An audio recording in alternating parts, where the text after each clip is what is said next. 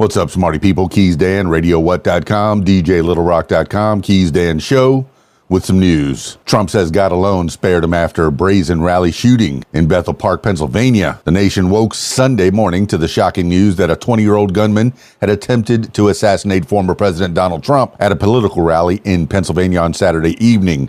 A brazen act of political violence, the likes of which America has not seen since an attempt on President Ronald Reagan's life 43 years ago. Trump, the presumptive Republican nominee, was recovering after he was injured in the right ear when a sniper opened fire with an AR-15 style rifle from a rooftop about 400 feet outside a campaign rally at the Butler Farm Show in Butler, Pennsylvania. One spectator was killed and two others were critically injured, the Secret Service said. Our love goes out to the other victims and their families, Trump said in a statement on Truth Social on Sunday morning. We pray for the recovery of those who were wounded and hold in our hearts the memory of the citizen who was so horribly killed. He also said that God alone spared him from an assassination attempt and vowed to be at this week's GOP convention in Milwaukee. The FBI continued to search Sunday for a motive for the shooting. The agency identified the gunman as Thomas Matthew Crooks of Bethel Park outside Pittsburgh.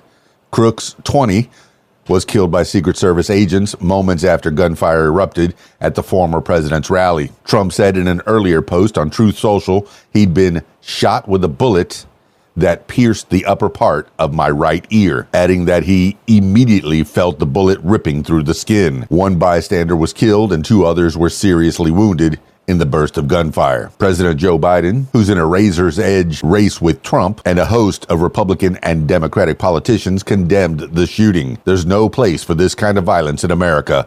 It's sick. Sick, Biden told reporters Saturday at an emergency briefing room in Rehoboth Beach, Delaware. Saturday's attack was the closest anyone has come to killing a current or former U.S. president since Reagan was shot and wounded outside the Washington Hilton Hotel in 1981. Trump thanked the Secret Service and other first responders. I will never surrender, he said later in an email released by his campaign. More on this later as it unfolds. This is KeysDAN, RadioWhat.com, DJLittleRock.com.